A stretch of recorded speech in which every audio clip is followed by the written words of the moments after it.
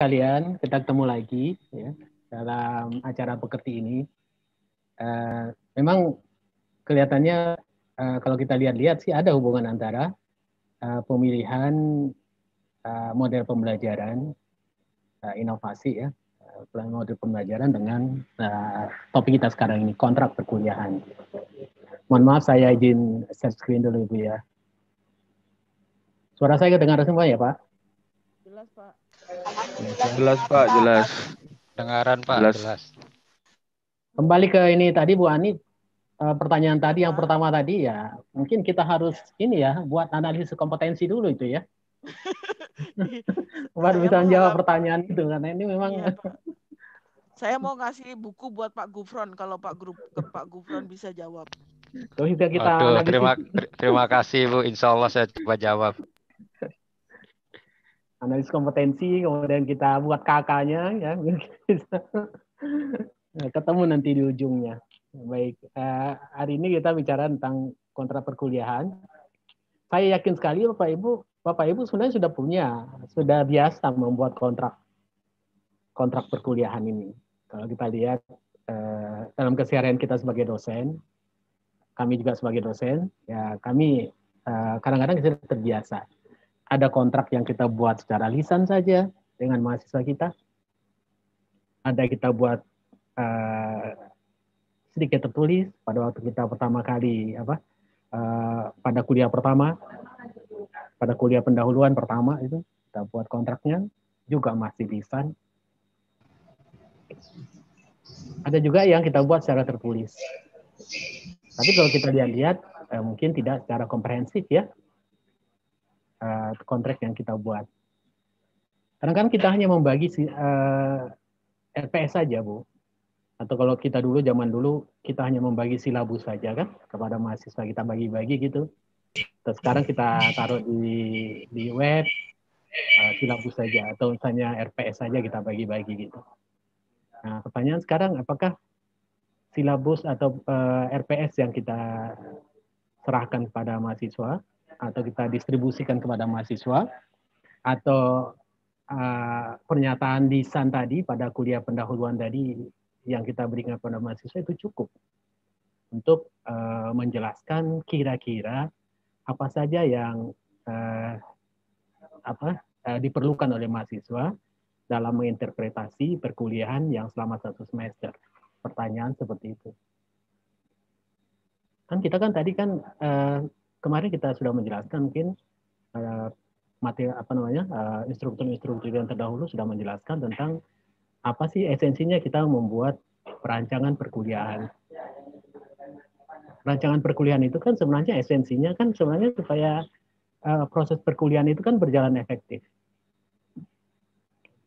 Tetapi proses perkuliahan rancangan perkuliahan itu kalau tidak kita jelaskan kepada mahasiswa, mungkin itu tidak berdampak besar terhadap mahasiswa. Kita sendiri yang tahu, kita sebagai dosen tahu. Mungkin kita sebagai dosen luar kepala nih. Pada waktu minggu ini kita berikan ini, minggu ini kita berikan ini, karena kita sudah membuat rancangan perkuliahan sebelumnya. Kita tahu persis apa yang akan kita sampaikan kepada mahasiswa. Minggu ke minggu mungkin. RPP-nya sudah kita susun, kita sudah buat. Gitu. Nah, tapi apakah mahasiswa tahu? Apakah itu berdampak kepada mahasiswa? Nah, terkait dengan apa yang kita sebut dengan pembelajaran orang dewasa, seperti yang diterangkan oleh Pak Darman kemarin, mahasiswa sebenarnya ingin mengetahui. Sehingga kalau dia mengetahui, dia bisa menyusun secara efektif dan efisien sistem pembelajaran yang dia akan lakukan, gitu Bapak Ibu. Ya, kalau misalnya hal-hal yang terkait dengan proses perkuliahan yang akan kita lakukan, kita jelaskan sedemikian rupa kepada mahasiswa, sehingga mahasiswa akan bisa untuk menyusun atau untuk mengantisipasi kira-kira apa yang akan dia persiapkan, apa yang dia lakukan, bagaimana sikap dia terhadap proses perkuliahan itu selama 1 semester. Nah, disitulah pentingnya kontrak perkuliahan. Ya Bapak Ibu. Jadi nanti kita akan bicarakan kontrak perkuliahan. Mudah-mudahan nanti Bapak bisa menyusun kontrak selama 1 semester. Saya yakin sekali Bapak sebenarnya sudah membuat kontrak, tetapi mungkin tidak komprehensif. Nah, di sini di pekerti ini dibicarakan, didiskusikan tentang bagaimana cara menyusun kontrak. Sekali lagi saya katakan Bapak Ibu, ini merupakan satu bagian tugas dari laporan. Jadi kalau misalnya nanti Bapak membuat laporan, tidak ada kontrak, pasti akan diminta untuk dibuat kontrak perkuliahan selama 1 semester.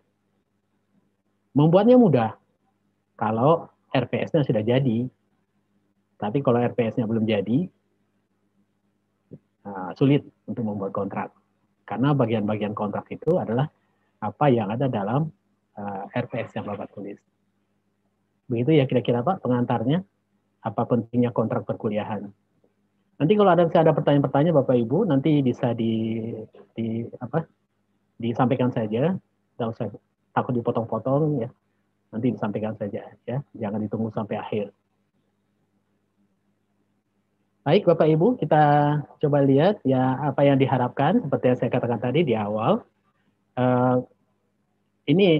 Mohon maaf, kontrak ini sebelum memang diberikan di AA ya, bukan di pekerti. Tapi sekarang karena ada perubahan-perubahan dari kurikulum pekerti ini, maka kontrak itu sekarang diberikan di pekerti. Kalau dulu di AA. Kalau kita sudah siap selesai merekonstruksi mata kuliah kita, baru disampaikan kontraknya.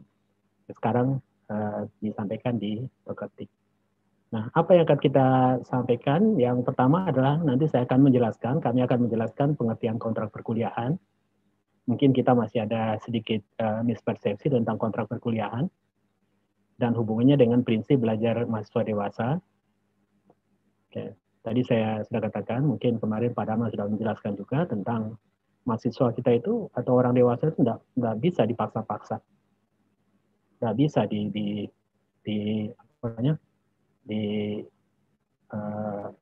diinformasikan mendadak. Ya Pak Ibu. Kecuali kalau kita S3 ya, kalau kita S3 kadang-kadang yang mendadak karena kita ingin gelar lah. Tapi dalam prinsipnya sebenarnya tidak bisa dipaksa-paksa. Tetapi meskipun tidak bisa dipaksa, tidak bisa dikekang seperti itu, tapi ada batas-batasannya juga. Tidak boleh dilepas begitu saja. Nah, itu seperti itu ya. Yang kedua, Bapak Ibu, nanti kami akan menjelaskan apa langkah-langkah penyusunan dari kontrak perkuliahan. Dan tentunya, sebenarnya kalau ada waktu ya menyusun kontrak. Biasanya,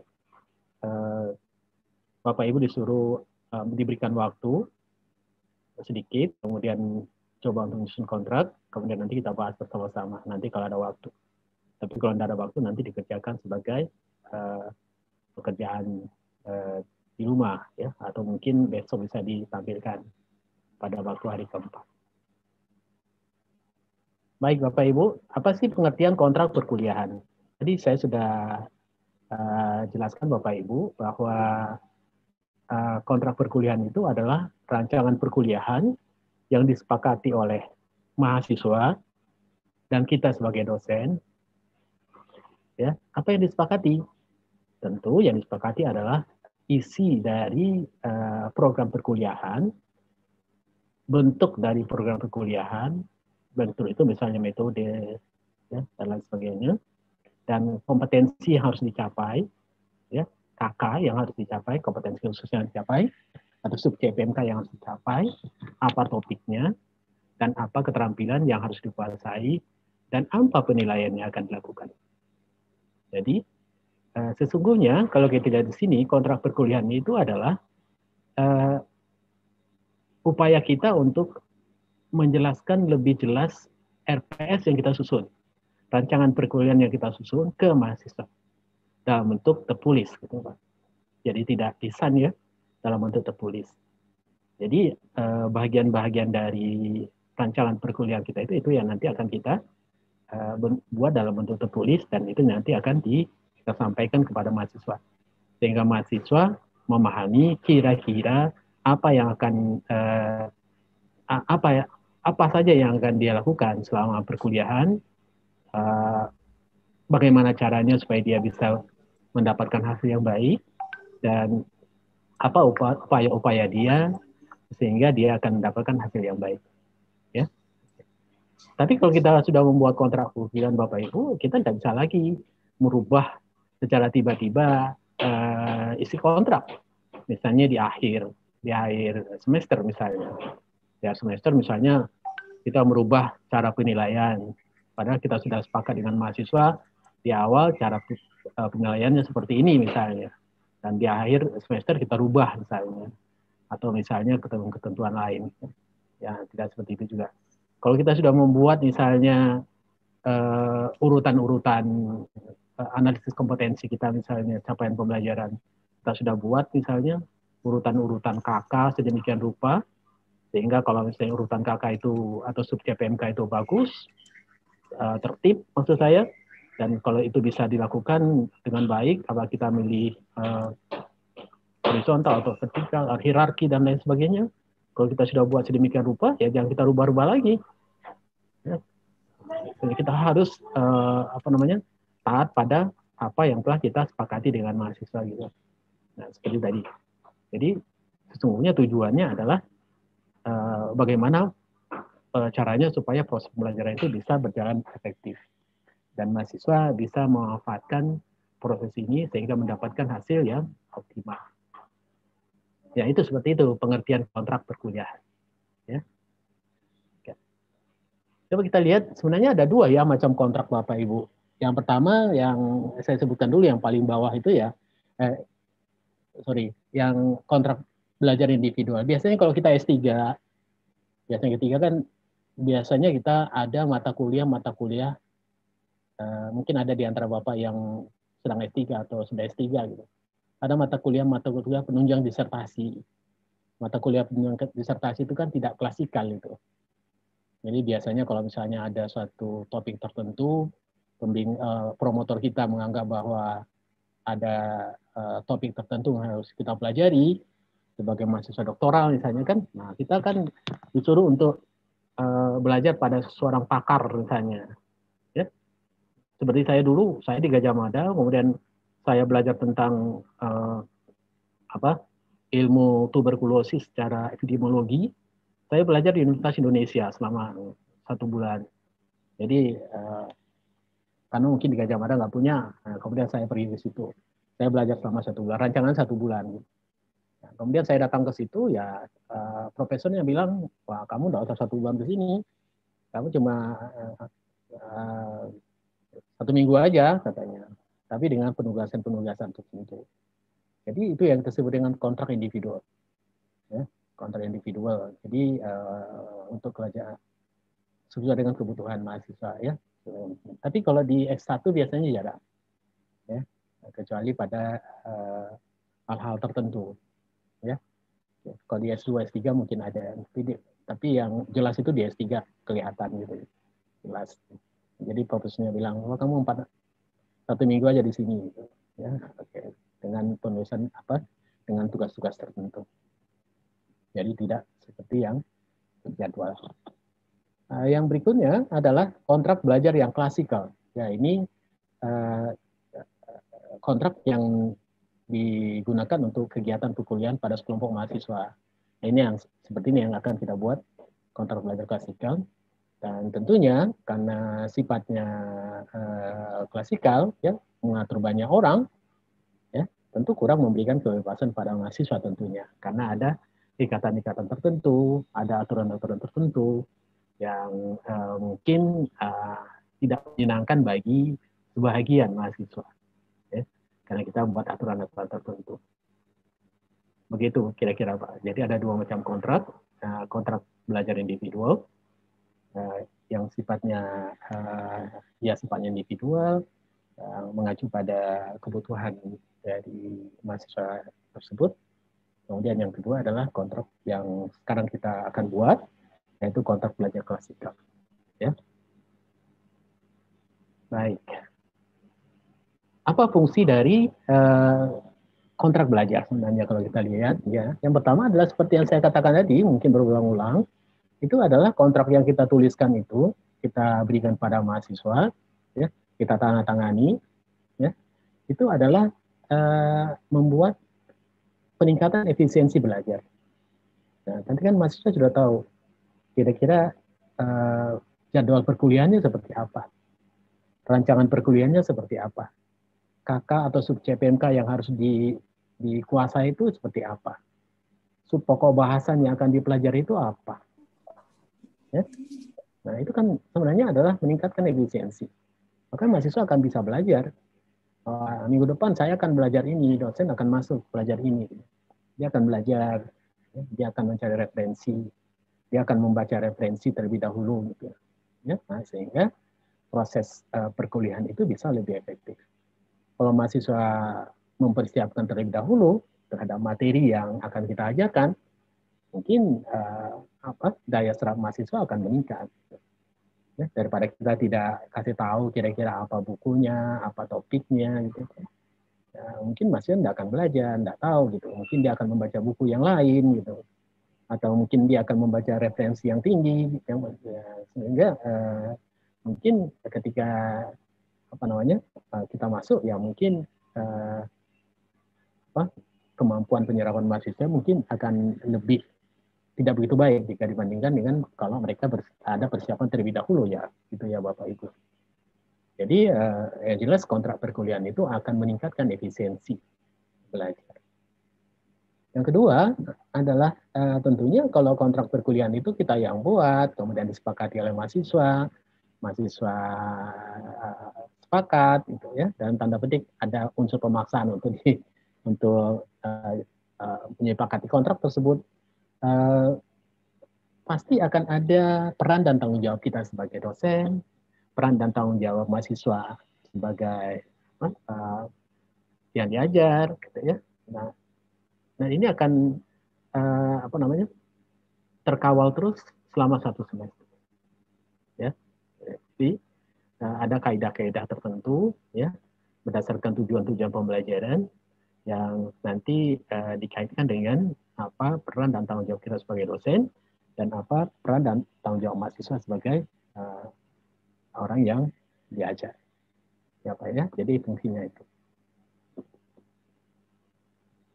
Oke, apa sih komponen-komponen kontrak?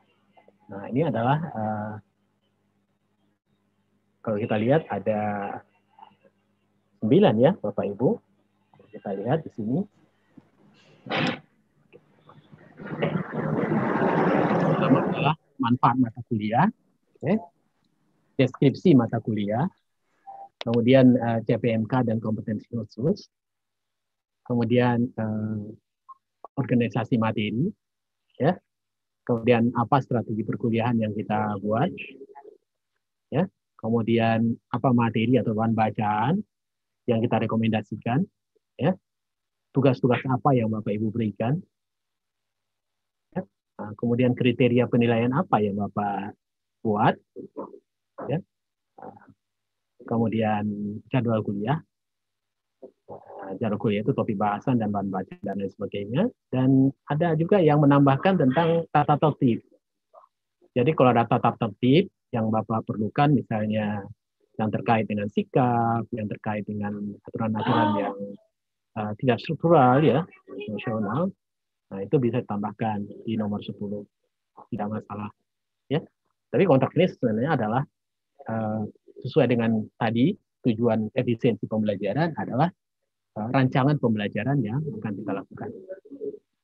Ya. Nah, kalau kita lihat dari 9 ini Bapak Ibu, 9 komponen ini, kelihatan bahwa sebenarnya ini adalah rancangan perkuliahan yang kita buat. Ya. Tidak lebih, tidak kurang ya Bapak Ibu. Kan? Jadi kalau Bapak sudah buat RPS, ya, Bapak sudah buat analisis pembelajaran, ya, Bapak sudah buat RPP, ya, nah, sebenarnya udah aja membuat itu, tinggal banyak dipaste aja, ya. Oke. Nanti akan kita jelaskan satu persatu Bapak Ibu. Oke. Nah, apa manfaat mata kuliah? Ya, manfaat mata kuliah memang tidak ada di RPS ya, tidak ada. Jadi ini tidak ada di RPS. Jadi ini tinggal dibuat. Ya, jadi manfaat mata kuliah itu adalah Bapak bisa menuliskan dalam brief paragraf yang singkat, ya, 1 paragraf, mungkin sekitar 5 atau 6 kalimat, ya. Apa yang diisikan di situ? Bapak Bapak Ibu sekalian menuliskan kira-kira mengapa ya mahasiswa itu perlu mengambil mata kuliah ini. Apa pentingnya mata kuliah ini? Ini adalah semacam promosi ya, promosi kepada mahasiswa. Kalau mahasiswa membaca ini, wah pasti akan merasa tertantang, tertarik untuk mengikuti perkuliahan. Apa pentingnya? Mahasiswa, apa gunanya mahasiswa mengambil mata kuliah? Tentu untuk pengembangan pada waktu dia kerja. Kira-kira apa sih manfaatnya? Kemudian apa keterkaitannya mata kuliah ini dengan mata kuliah selanjutnya? Mungkin pada semester yang akan datang. Misalnya kalau kami, misalnya anatomi, ya, anatomi. Apa sih pentingnya anatomi? Mungkin nanti dia akan anatomi ini mungkin nanti akan kita tuliskan berkaitan dengan kalau misalnya saudara mahasiswa misalnya mempelajari ilmu-ilmu klinik atau gejala-gejala penyakit yang terkait dengan organ-organ tertentu misalnya. Saya kita taruhkan itu. Jadi seperti itu. Ya. Jadi jangan lupa menuliskan pentingnya mata kuliah ini. Pentingnya mata kuliah ini ketika nanti sudah kerja, ya, ketika nanti beliau mengambil mata kuliah yang akan datang. Ya. Kalau dia tidak menguasai ini, mungkin nanti dia akan kesulitan di masa yang akan datang. Ketika dia mengambil mata kuliah yang lain misalnya. Atau misalnya kalau dia tidak mengambil mata kuliah ini, atau dia tidak fokus pada mata kuliah ini, mungkin di waktu kerjanya nanti dia akan kesulitan. Ya. Nah, itu kita tuliskan. Ini tidak ada. Yang ini memang tidak ada di rancangan perkuliahan yang kita buat. Bapak Ibu, jadi perlu nanti dituliskan. Kemudian yang berikutnya adalah deskripsi mata kuliah. Deskripsi mata kuliah itu adalah kan ruang lingkup, ya, atau isi mata kuliah, atau kumpulan dari pokok bahasan ya, atau indikator ya. Oke. Jadi nanti Bapak tinggal tuliskan ada di RPS ada, ya, di RPS ada, tinggal dipaste saja. Jadi tidak jadi masalah. Kalau menurut saya ini cepat saja karena kita sudah buat RPS-nya, kita menuliskan deskripsi mata kuliah. Ya. Kemudian yang berikutnya adalah CPMK, tentunya Bapak Ibu. Jadi nanti Bapak tuliskan CPMK-nya apa. Kalau ada 10 CPMK-nya, tuliskan 10 CPMK. Ya. Kalau misalnya CPMK-nya dituliskan, kemudian sub CPMK-nya dituliskan. Kalau CPMK itu kan satu. Ya. Kemudian kompetensi khusus atau sub CPMK-nya dituliskan. Kalau ada 10, ya tuliskan 10. Ya. Nah, ini sekali lagi, saya katakan Bapak Ibu, ini sudah ada di RPS. Ya. Nah, tinggal dipindahkan saja ke kontrak. Ya. CPMK itu kan kalau saya bisa mengulang Bapak Ibu, tujuan mata kuliah yang ingin dicapai pada akhir semester, ya, atau yang kita sebut juga dengan kompetensi yang akan diperoleh oleh mahasiswa ketika mata kuliah itu sudah berakhir. Ya. Apa sih yang diperoleh oleh mahasiswa? Ya, nanti tinggal dipindahkan saja RPS dan di RPS ya, CPMK ataupun kompetensi khusus. Kompetensi khusus ini nama lainnya adalah sub CPMK aja. Ya. Oke, Bapak Ibu. Ada pertanyaan sampai nomor 3? Nanti ya, kalau ada ya. Boleh, Pak. Sedikit mohon ya. Izin Pak Rahmat. Iya, silakan Pak. Ya, terima kasih Pak. Assalamualaikum warahmatullahi wabarakatuh. Ya. Ya, kalau saya lihat ini Pak, bahwa salah satu di antara kontrak kerja ini berarti ada dokumen pendukung gitu ya Pak ya.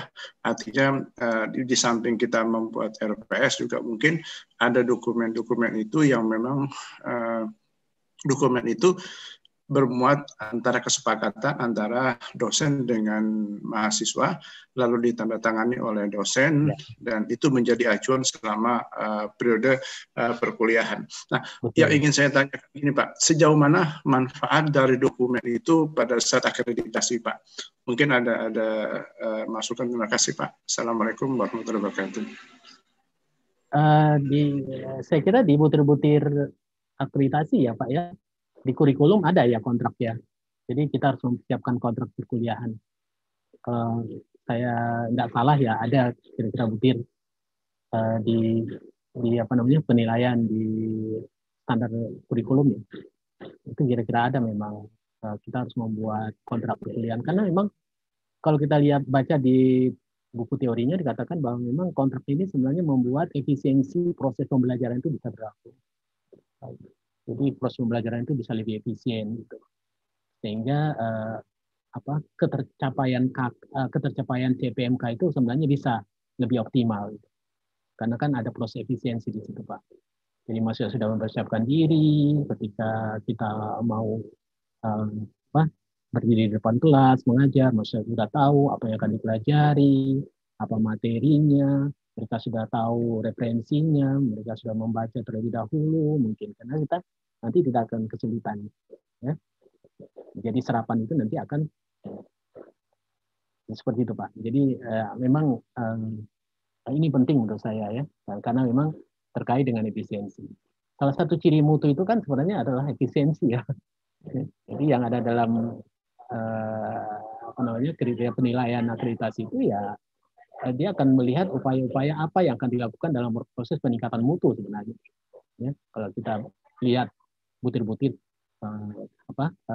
dalam dokumen akreditasi. Mungkin salah satunya adalah kesiapan kita membuat kontrak perkuliahan. Itu Pak kira-kira Pak ya. Membuatnya mudah. Kalau Bapak sudah membuat RPS. Ya begitu Pak. Ada lagi pertanyaan Bapak Ibu?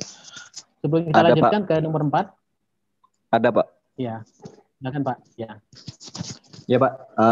Terima kasih Pak. Mungkin singkat aja Pak. Kalau saya lihat di konten dari kontrak perkuliahan dari yang terstandar yang sudah di-share itu kan salah satunya ada beberapa yang bisa kita ambil dari RPS yang kemarin kita buat ya Pak ya. Namun ada satu item yang kayaknya kita belum ada di RPS yaitu manfaat mata kuliah. Ya. Apakah untuk konten manfaat kuliah itu kita bisa mengambil ke sub CPMK atau kemampuan khusus yang kita ambil dari RPS itu misalkan ya di sub CPMK itu mahasiswa mampu mengidentifikasi jenis-jenis pompa atau alat gitu ya Pak ya. Apakah itu bisa dikategorikan manfaat? Atau dalam hal ini manfaat ini berlaku secara umum, misalkan mereka ketika sudah lulus itu manfaat yang bisa didapatkan seperti ini atau seperti apa Pak? Manfaatnya ini berlaku khusus atau secara umum sampai jauh ke depan gitu Pak? Mungkin itu pertanyaannya. Terima kasih Pak.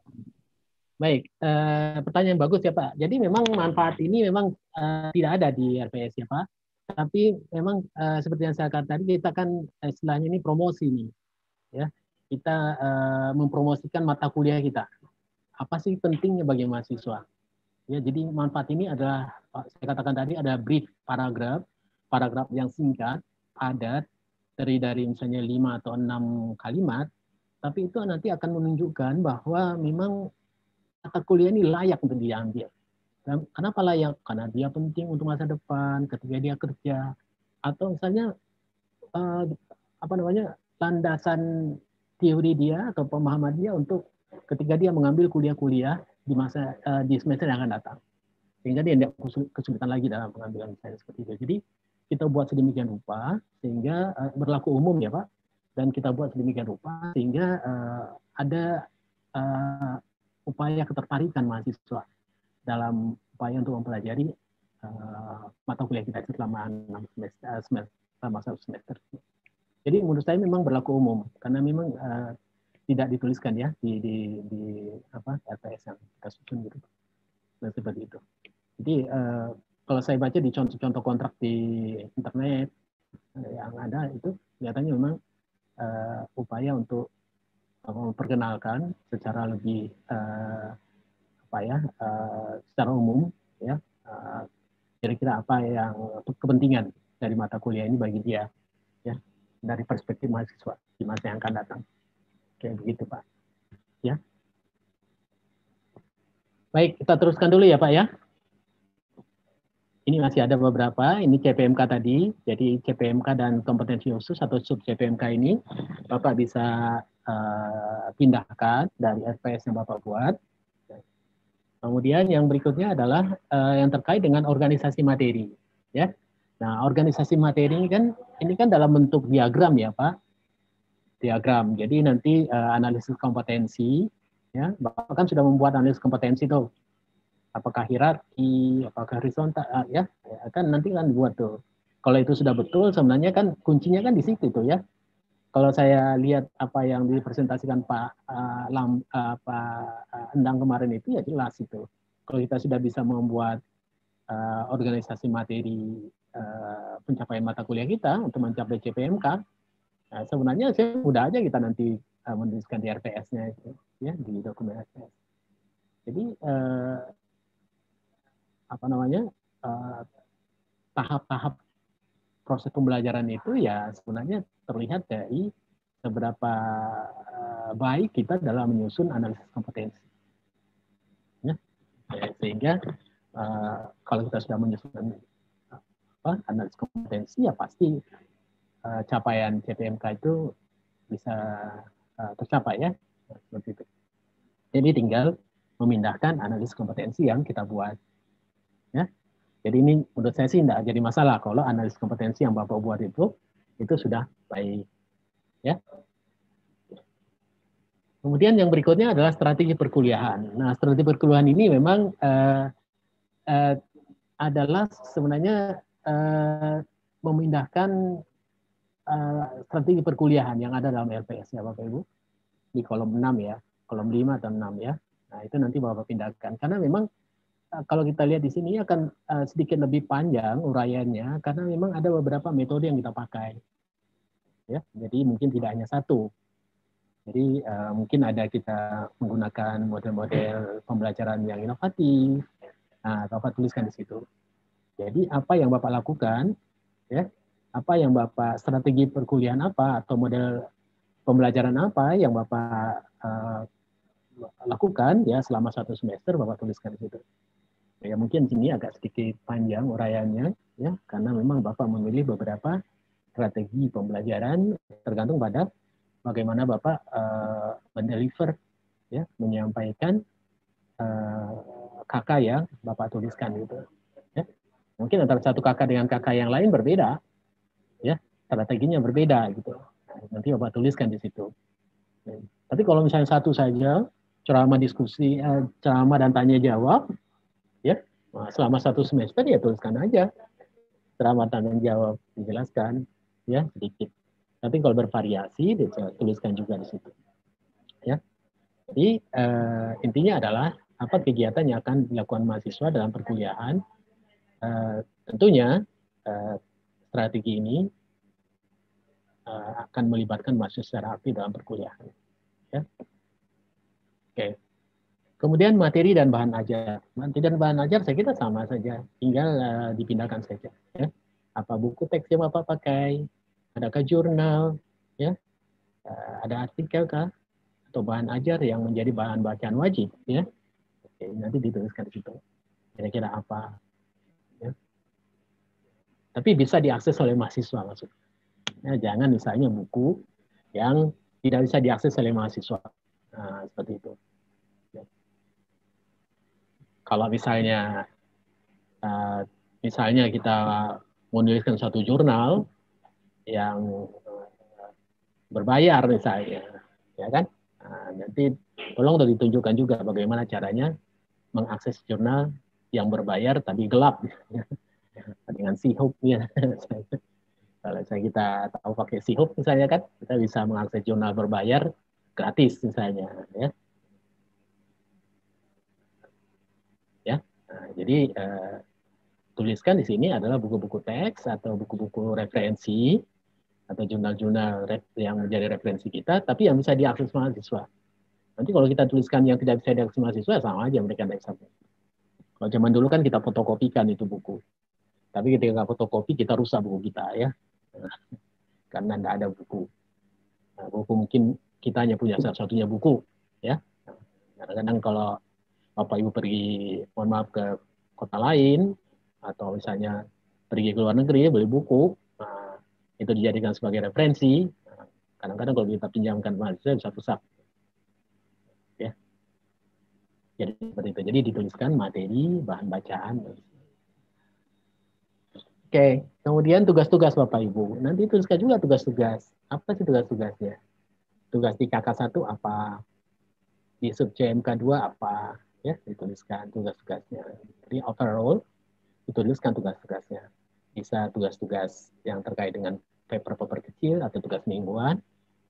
Bisa juga misalnya tugas yang harus dikumpulkan pada akhir semester, ya. Nah, bisa dituliskan di situ.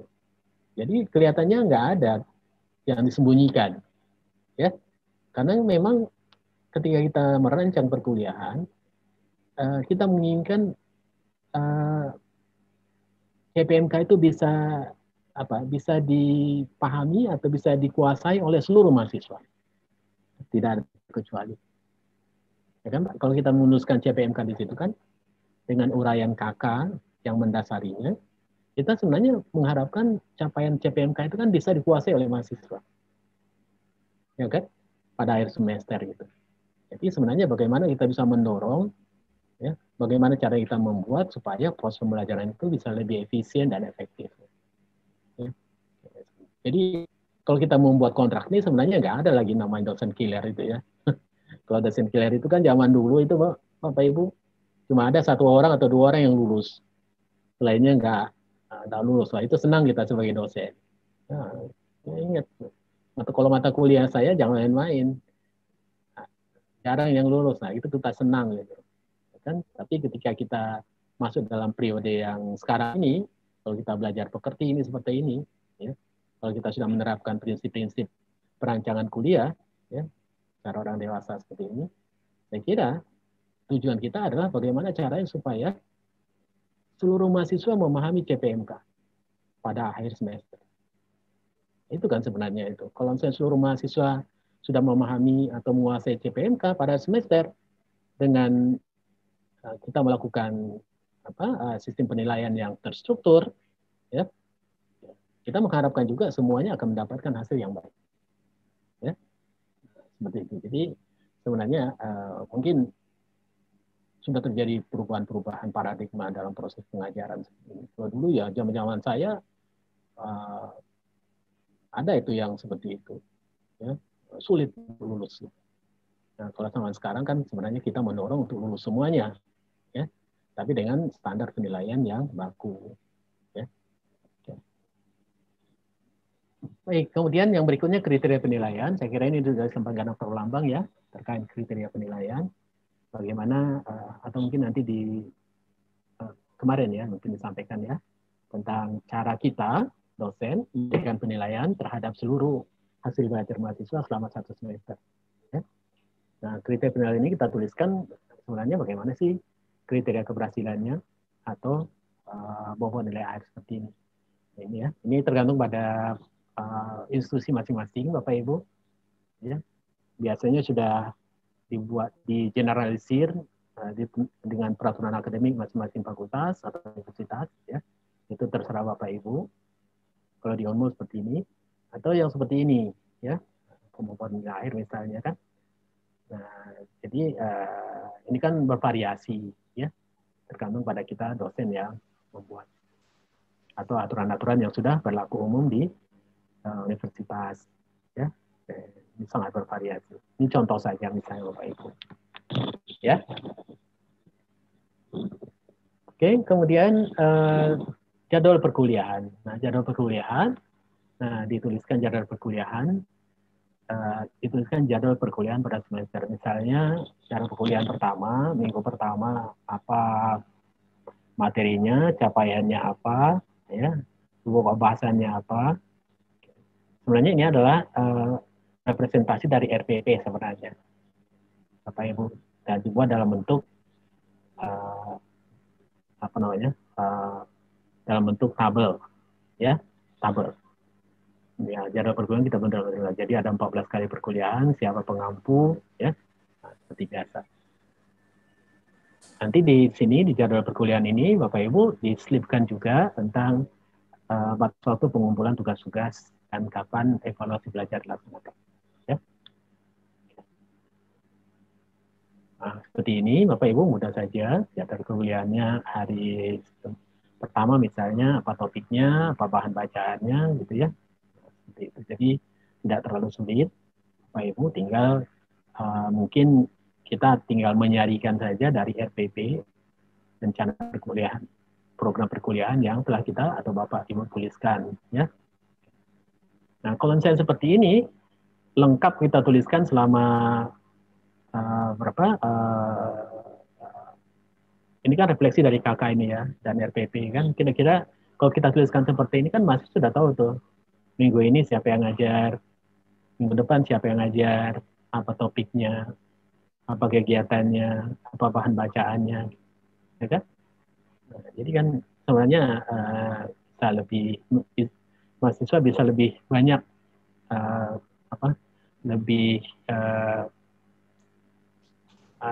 lebih mempersiapkan diri, ya, mempersiapkan diri. Jadi 2 bulan lagi Desember cuti sudah, Mbak? Oke.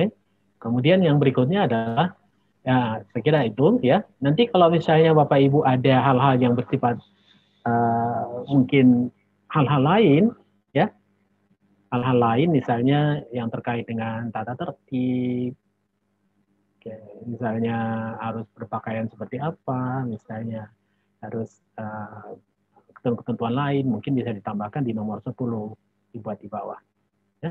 Nah, sehingga nanti di bawahnya ada tanda tangan mahasiswa, ya, tanda tangan kita sebagai dosen, dan tanda tangan ketua prodi, ya. Nah, seperti itu. Jadi kalau sudah dibuat seperti itu, ya kita sudah bisa membuat kontrak perkuliahan dengan baik, ya. Baik, Bapak Ibu, ada pertanyaan kira-kira? Baik, mohon izin, Dokter. Ya. Mohon izin bertanya. Baik, tadi Dr. Ahmad menyampaikan kalau misalnya ada beberapa tambahan bisa dimasukkan di poin 10. Nah, jadi berarti nanti ada kontrak tambahan begitu, Bapak? Enggak, satu aja. Kontrak itu yang 10 aja. itu misalnya yang terkait dengan disiplin atau apa yang Bapak anggap perlu, ya. Nanti bisa memasukkan di situ. Oke, baik. Untuk selanjutnya, apakah aturan atau hal-hal yang ditambahkan itu mengacu kepada aturan-aturan yang dibuat kampus atau hanya sebatas dari dosen saja? Ya, menurut saya sih harus terkait dengan ini ya, dengan aturan-aturan kampus lah ya. Jangan misalnya kita lari dari misalnya ya. Yang paling penting satu lagi Bapak, tadi kan disampaikan ada berarti nanti kalau sudah ada tanda tangan dari dosen kemudian mahasiswa. Nah, mahasiswa ini apakah seluruh mahasiswa yang diampu itu tanda tangan atau perwakilan cutting saja ini? Mohon penjelasan. Terima kasih, Pak. Ya, tidak seperti kontrak orang hukum lah, Pak. Kalau orang hukum ya semuanya bukan tanda tangan ya. Bukti keautentikan kesahan dari satu kontrak, ya, tidak seperti itu juga ya, tapi mungkin cukup cutting saja yang tanda tangani. Ya kan sebenarnya kan sekali lagi kan kontrak ini disusun supaya mahasiswa itu kan bisa belajar lebih efisien, lebih efektif. Mereka tahu kira-kira apa yang dilakukan, apa yang harus mereka kerjakan, apa persiapan mereka, gitu kan Pak.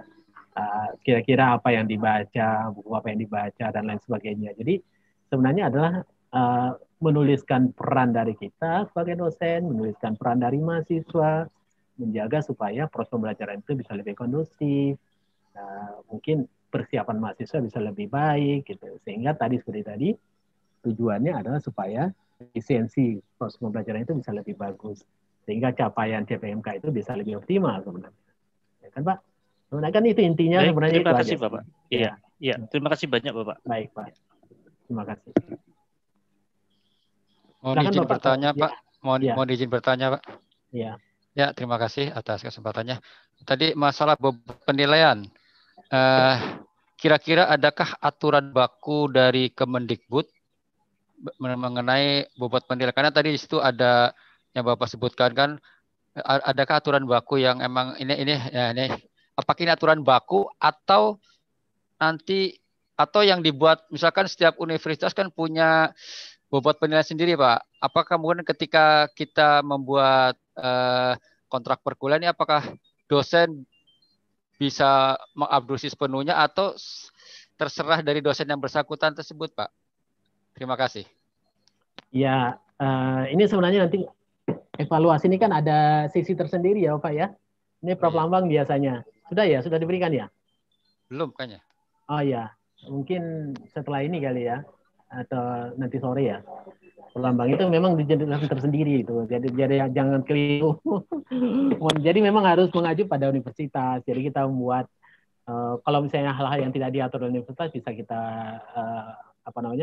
kita improvisasi ya kan. Yang penting jangan merugikan mahasiswa Pak. Ya. Kalau saya sih prinsipnya adalah bagaimanapun evaluasi yang kita buat harus standar ya, jangan melampaui universitas atau fakultas, dan prinsipnya adalah jangan sampai merugikan mahasiswa, dan itu berlaku umum ya. Seperti itu misalnya kita paksakan misalnya nggak perlu ada UTS atau nggak ada perlu misalnya paper lah perlu, yang penting UTS saja seperti itu. Yang penting adalah bagaimana caranya kita bisa membuat supaya proses pembelajaran itu bisa lebih baik, lebih terstruktur, dan tidak memberatkan mahasiswa ya. Tapi juga jangan kita melampaui universitas, standar-standar yang telah ditentukan universitas. Ada ruangnya kita improvisasi Pak. Tapi nanti evaluasi nanti akan disampaikan oleh Pak Prof. Lambang ya. Nanti ada sesinya tersendiri Pak. Nanti bisa tanyakan lebih lanjut ya terkait dengan itu. Kalau memang penjelasan saya belum begitu komprehensif ya. Oke, terima kasih Pak. Ya. Silakan Bapak Ibu masih ada? Mohon izin Pak, mau bertanya. Ya. Perkenalkan, nama saya Ibu Tugede dari Universitas Trunajaya Bontang. Pertanyaan saya Pak, mau nanya ini aja. Apakah kontrak perkuliahan ini ada format bakunya atau tergantung dari universitas masing-masing Pak? Itu aja Pak, terima kasih. Dokumen kontrak ini kan sebenarnya kita menuliskan kontrak itu sesuai dengan komponen-komponen kontrak itu Pak. Jadi ini kalau saya lihat ini di pekerti ini sudah baku. Apa yang ada dalam kontrak itu ya manfaat, kita tuliskan nomor 1 manfaat mata kuliah. Kalau ini memang sudah baku. Kalau yang ini ya, deskripsinya apa, CPMK-nya kita tuliskan CPMK, kompetensi khusus yang ada, misalnya kita ada 10 kompetensi khusus atau 10 kompetensi khusus. Ya. Kemudian organisasi materi kita pindahkan analisis kompetensi, kita pindahkan kita tuliskan seperti itu. Strateginya kita tuliskan strategi, mungkin 2 paragraf, atau 3 paragraf, ya kan Pak? Kemudian materinya kita tuliskan materi. Ya. Tapi sebenarnya kalau menurut saya sih sebenarnya kontrak ini sebenarnya adalah representasi secara tertulis dari rancangan pembelajaran yang kita tulis. Dan rancangan pembelajaran yang kita buat, yang Bapak Ibu buat. Sebenarnya itu kita tuangkan dalam bentuk tertulis. Ini bisa ke Indonesia sebenarnya. Itu di Arab. Nah, jadi Bapak sudah membuat rancangan perkuliahan kan nanti itu Bapak tuangkan dalam bentuk tertulis. Nah, jadi sebenarnya menurut saya seperti itu. Kalau rancangan bakunya seperti ini. Seperti ini. Jadi tinggal kita tulis isinya yang berbeda-beda karena kita kan menuliskan sesuai dengan kuliah kita Pak. Ya, mata kuliah kita. Oke, baik Pak, terima kasih. Jadi kalau misalnya Pak Putu sudah membuat RPS, RPP-nya tidak begitu sulit nih, ya. Palingan 10 menit atau 15 menit sudah selesai. Ya kan? Oke Pak, baik Pak, terima kasih banyak Pak. Terima kasih Pak Putu. Pertanyaan yang baik. Masih ada lagi Bapak kira-kira? Ya, Pak Rahmat masih. Ya. Masih ada 10 menit sebenarnya. 10 menit ya. Kalau ada Bapak Ibu pertanyaan silakan. Bapak ada mau bertanya lagi? Boleh Bu. Silakan Bu Nurlianti. Ya, makasih. Saya bukan pertanyaan Pak, mau minta arahan saja. Pak Rahmat, terima kasih Pak. Pak, tadi saya ada baca manfaat dari kita menjelaskan ke mahasiswa tentang bagaimana kita memberikan motivasi. Kalau selama ini kan Pak, kalau di RPP kan ada ya Bu. Menggema agak jauh sedikit mic-nya Mbak. Oh ya. Terima kasih. Iya Bu, silakan Bu. Boleh, ya, tadi ada saya lihat yang manfaat Pak, itu kan selama yang dilakukan kan awalnya memberikan cara memotivasi. Malah hilang suaranya Mbak. Cara memotivasi. Ya itu. Dekatkan dikit Mbak. Ya, sudah bagus. Ya, bagus Mbak. Ya, terima kasih. Pak, saya mau minta masukan. Apakah ini salah satu strategi yang memanfaatkan ketika kita memberikan ceramah mengarahkan mahasiswa lebih termotivasi dalam belajar.